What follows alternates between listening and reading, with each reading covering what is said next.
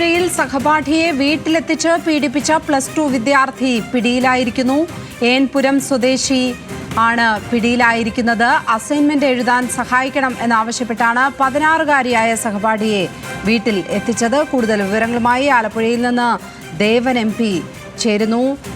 ദേവൻ, സഹപാഠിയെ പീഡിപ്പിച്ച കുട്ടിയാണിപ്പോൾ പിടിയിലായിരിക്കുന്നത്. എന്നായിരുന്നു ഈ സംഭവം? എന്താണ് ഇതിന്റെ വിശദാംശങ്ങൾ?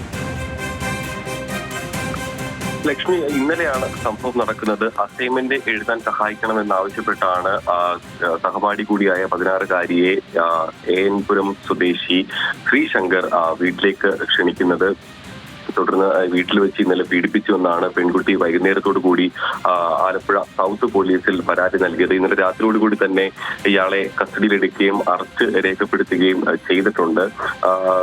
18 വയസ്സ് പൂർത്തിയായി 3 ദിവസത്തിനുള്ളിലാണ് ഈ കേസിൽ ഈ പ്രതി പിടിയിലാകുന്നത് എന്നുള്ളതാണ് പ്രധാനമുള്ള കാര്യം.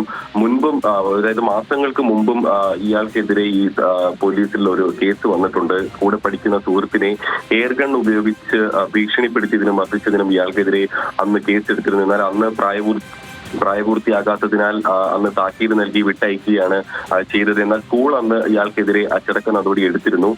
പക്ഷേ ഈ വിദ്യാർത്ഥി സംഘടനകളുടെ സഹായത്തോടു കൂടി തന്നെ സ്കൂൾ അധ്യാപകർ തന്നെ മാനസികമായി പീഡിപ്പിക്കുന്നുവെന്ന് കാണിച്ചുകൊണ്ട് ഈ വിദ്യാർത്ഥി ഈ സ്കൂളിന് മുന്നിൽ സമരം നടത്തുകയും ഒക്കെ ചെയ്തതിന്റെ അടിസ്ഥാനത്തിൽ ഇയാളെ വീണ്ടും സ്കൂളിലേക്ക് തിരിച്ചെടുക്കുകയായിരുന്നു. അങ്ങനെ മുൻപും ഇയാൾക്കെതിരെ ഇത്തരത്തിൽ കേസുകളൊക്കെ വന്നിട്ടുള്ളതാണ്.